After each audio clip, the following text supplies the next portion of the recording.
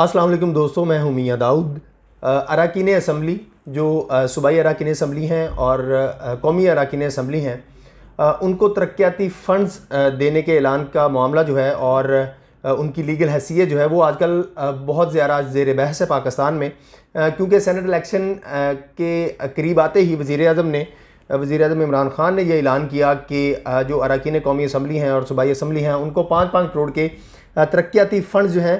वो फौरी तौर पर जारी किए जाएँ। हालांकि 22 साल जब इमरान खान जद्दोजहद जो करते रहे हैं उसमें वो अपने इस इक़दाम की मुखालफत करते रहे हैं, लेकिन अब चूँकि सेनेट इलेक्शन आए और उनके इत्तेहादियों की तरफ से एतराज़ात सामने आ रहे थे,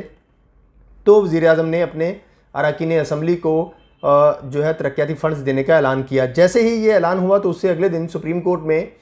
मिस्टर जस्टिस काजी फायज़ ईसा और मिस्टर जस्टिस मकबूल बाकर पर मुश्तमिल 2 रुकनी बेंच के रूबरू बल्दियाती हल्का बंदियों से मुतल्लक मामला ज़ेर समाअत था, जिसमें तरक्याती फ़ंड्स देने का मामला जो है वो भी टेकअप हो गया और सुप्रीम कोर्ट के 2 रुकनी बेंच ने मुतल्लका हुकूमतों को नोटिस जारी कर दिए। लेकिन आज ये खबर सामने आई कि सुप्रीम कोर्ट के chief justice Pakistan mister justice Gulzar Ahmed ने एक 5 रुकनी बेंच जो है, लार्जर बेंच जो है वो तश्कील दे दिया है स्पेसिफिकली इस मामले के ऊपर कि वज़ीर आज़म की तरफ से जो ऐलान करदा तरक्याती फ़ंड्स हैं वो उसके ऊपर समाअत होगी कल, यानी कि 11 फरवरी को। हम ज़रा इसको ब्रॉडर प्रॉस्पेक्ट्स में डिस्कस करते हैं कि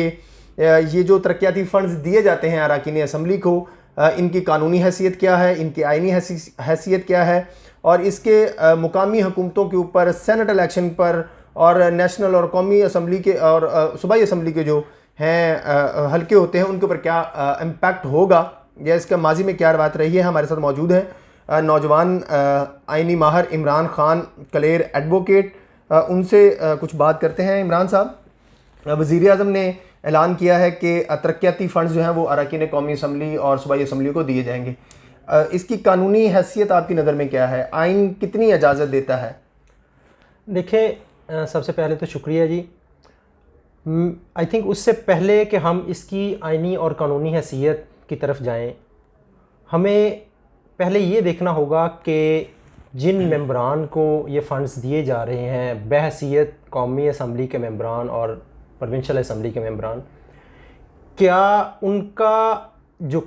एडमिटेड रोल है, जो हम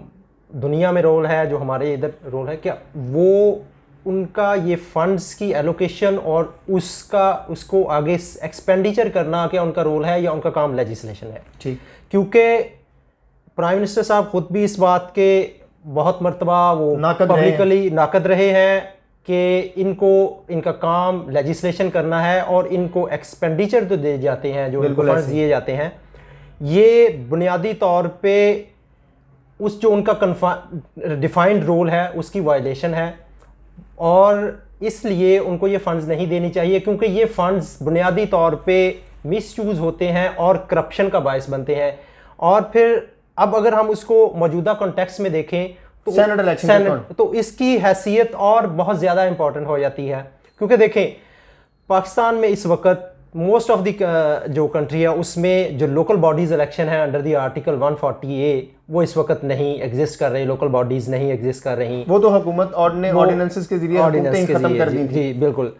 तो अब क्योंकि सेनेट के इलेक्शन भी सर पे हैं और इधर से फंड्स का इशू किए जाना बहुत इंपॉर्टेंट है और यही वजह है कि ये मामला सुप्रीम कोर्ट तक भी जा चुका है और वहाँ पे भी ज़ेर बहस बन चुका है और उस पर अब एक बेंच भी, जैसे आपने इंट्रोड्यूस के दौरान बताया, कि कॉन्स्टिट्यूट हो चुका है। ठीक। सो जहाँ तक उसको हमने देखा कि जो आइनी तौर पे अगर देखा जाए तो इसके हमें और उसको फिर फर्दर उसकी कानूनी हैसियत को देखा जाए तो ये इसकी कोई हमें स्कीम ऑफ कॉन्स्टिट्यूशन में या किसी कानून के तहत वो कोई हमें इसकी कोई प्रॉपर सेटिंग या फिटिंग नज़र नहीं आती। मतलब तरक्याती फंड्स जो वज़ीर आज़म ऐलान करते हैं उसकी आइन में कोई गुंजाइश नहीं है, कहीं नहीं लिखा हुआ, आगे कहने का मतलब है देखिए कानून में कहीं नहीं लिखा हुआ। देखिए डायरेक्टली अगर देखा जाए तो आइन में कोई ऐसी प्रोविजन नहीं जो उसको करती, लेकिन जब हम उस पर फर्दर एक्सपोजिशन को देखते हैं थ्रू केस लॉज और जो प्रेसिडेंट्स हैं उसमें पर्टिकुलरली अगर हम मुस्तफ़ा इम्पैक्ट्स केस जो कि पाकिस्तान में एक leading case over the last 4 और 5 इयर्स हो चुका है। बिल्कुल ऐसे ही। उसमें जो प्राइम मिनिस्टर की discretionary power under the rules of business जो एक्सपेंड करने की थी, उसको इलीगल डिक्लेयर कर दिया गया था, अनकॉन्स्टिट्यूशनल डिक्लेयर कर दिया गया था कि वो जो उनकी डिस्क्रेशनरी पावर है। तो ये भी एक डिस्क्रेशनरी पावर एक्सरसाइज करते हुए प्राइम मिनिस्टर ने इसको एलोकेट कर दिया है, जो कि मुस्तफा इंपैक्ट जजमेंट जो है सुप्रीम कोर्ट की, उसकी वायलेशन, प्राइमा फेशियाई उसकी वायलेशन बनती है। और दूसरा जो बहुत इंपॉर्टेंट सिग्निफिकेंट जो है कि ये जो एलोकेशन फंड्स किए गए हैं ये पब्लिक फंड्स हैं। बिल्कुल ऐसे। और पब्लिक फंड्स क्योंकि फिर ये मुख्तलिफ प्रोजेक्ट्स में एक्सपेंडिचर इनको किया जाएगा। अब उनको एक जो रूल्स ऑफ बिजनेस के तहत मुख्तलिफ मिनिस्ट्रीज और उसके तहत उनके पीसीज प्रोजेक्ट्स के बनते हैं और उसके थ्रू वो एलोकेट होते हैं, वो सारा तरीकाकार प्राइमा फेशियाई लगता है कि बाईपास होता है। और उसमें जो सबसे इंपॉर्टेंट जो इंटरनेशनल लेवल पे ट्रांसपेरेंसी और गुड गवर्नेंस का बेसिक प्रिंसिपल हो गया है प्रोक्योरमेंट पे, कि जितने भी पेपरा के लॉज जो हमारे हैं वो उनको कोई भी प्रोजेक्ट को इनिशिएट करते वक्त उसको फॉलो करना है, पेपरा लॉज। तो इसमें क्या, इसमें तो नहीं किया जा रहा। क्या जो एमपीएज या एमएनएज हैं वो उनकी जो किसी स्पेसिफिक प्रोजेक्ट पे वो उसको एलोकेट करेंगे अपने मखसूस अपना उसमें, तो क्या वो उसको फॉलो करेंगे पेपरा लॉज को? ये बहुत सिग्निफिकेंट पाकिस्तान में तो कभी इस टॉपिक पे बात ही नहीं हुई। जी बिल्कुल। इसमें अभी भी जब ये वज़ीर-ए-आज़म ने जब ये ऐलान किया तो उससे पहले ये मामला ज़ेर बहस कहीं था ही नहीं, किसी मीडिया में किसी के भी ज़हन में नहीं था कि वज़ीर-ए-आज़म कोई ऐसा ऐलान कर सकते हैं। लेकिन और ना ही अरकान असम्बली की तरफ से कोई तकाजा किया जा रहा था। देखिए उसका रीज़न ये है कि जैसे कि हमने पहले भी डिस्कस किया कि जो मौजूदा प्राइम मिनिस्टर हैं इमरान खान साहब और उनकी जमात, वो जो मेंबरान हैं पार्लियामेंट के और असम्बली के, उनको इस तरह डिस्क्रेशनरी तौर पे फंड्स एलोकेट करना, वो इसको प्री पोल रिगिंग या पोस्ट पोल रिगिंग या उसकी अदरवाइज उसके नाकद रहे हैं। और रिगिंग कहते हैं, रिगिंग कहते हैं। इलेक्शन एक्ट 2017 में भी वाज़ेह तौर पे लिखा है, ये तो क्लियर क्योंकि 2018 में जब इलेक्शंस हो रहे थे तो उससे पहले हमने देखा था कि मुस्लिम लीग नून ने बेशुमार फंड्स जो हैं वो लोकल लेवल पे इनिशिएट किए, जो एलोकेट किए थे, जिसको ये कहा जा रहा था और ये होता भी है कि ये प्रीपोल रिगिंग थी, क्योंकि उससे वो अपने मर्जी के लोगों को आगे प्रोजेक्ट देते हैं, कंस्ट्रक्शन के कॉन्ट्रैक्ट देते हैं और फिर उनके थ्रू वोट्स को मैनिपुलेट करते हैं अपने मखसूस एरियाज में। अब और फिर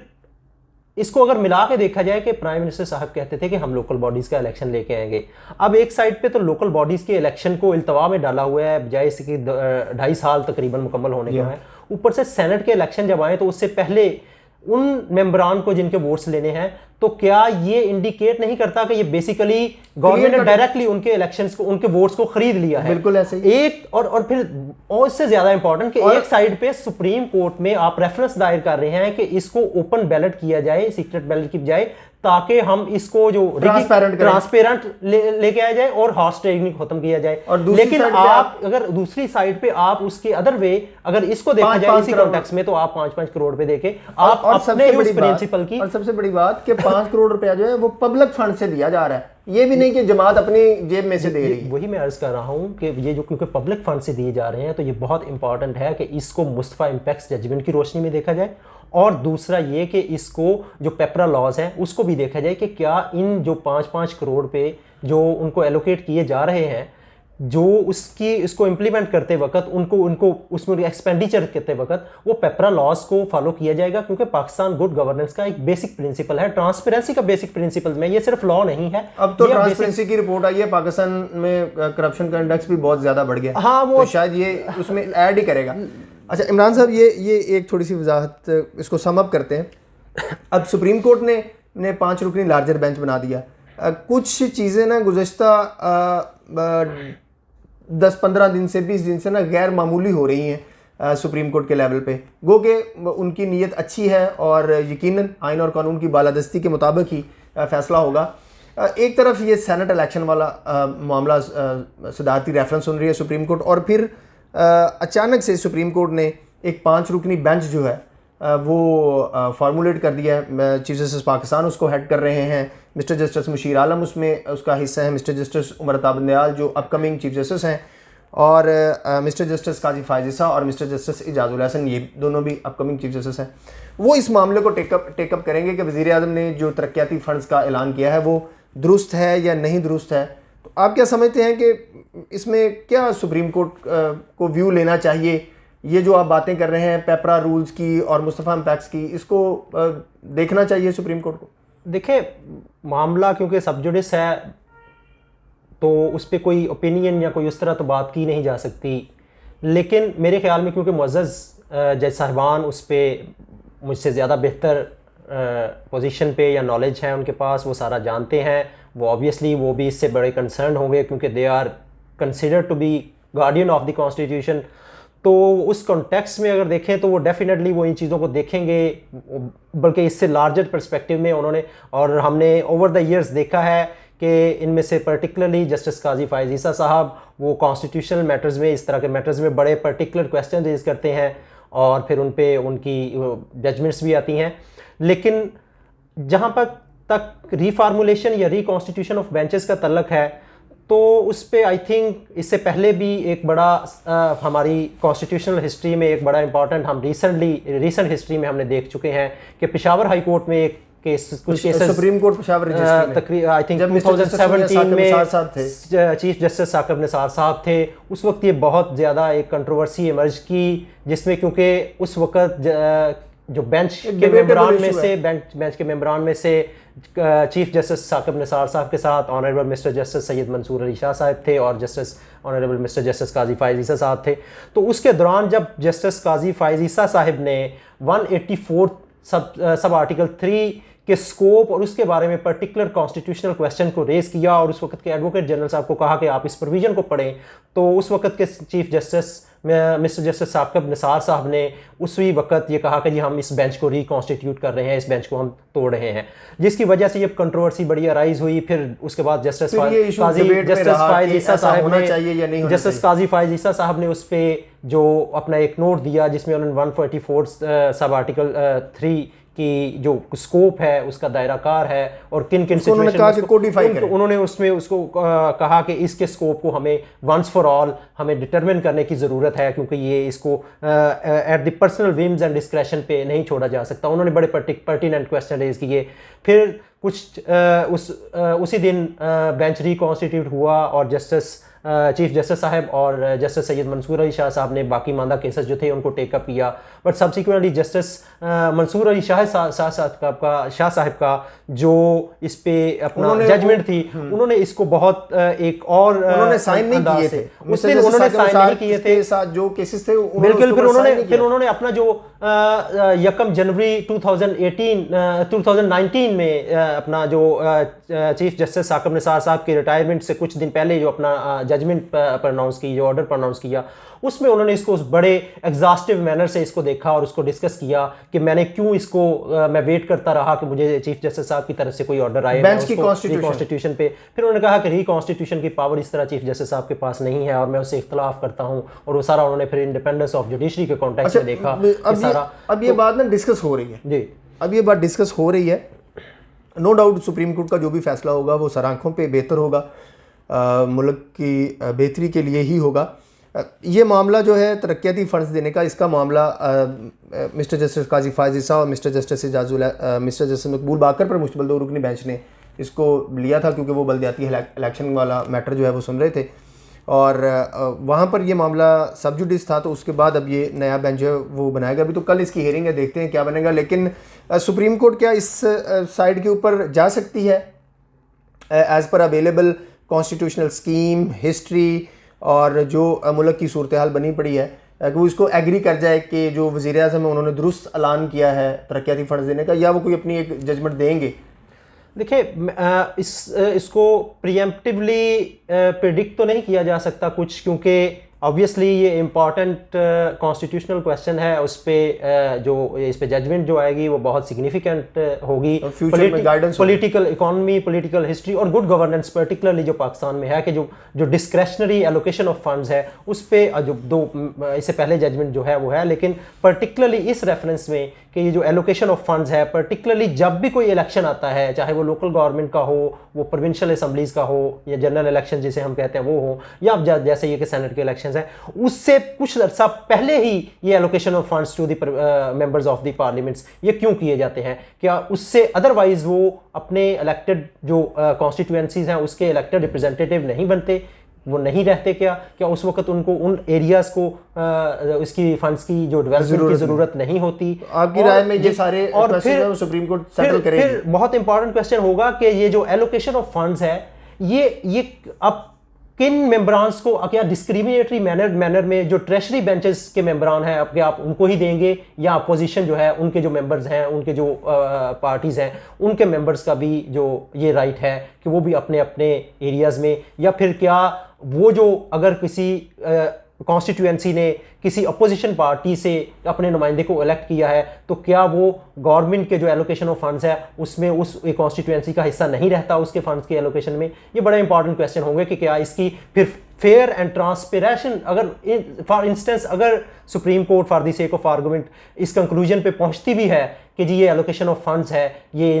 इन consonance with the constitutional scheme है और the prime minister has the power to do so, तो फिर obviously supreme court, honourable supreme court इस चीज़ को देखेगी कि क्या फिर इसको किस तरह ट्रांसपेरेंट और फेयर बनाया जा सकता है, कि किस तरह ये एलोकेशन ऑफ फंड्स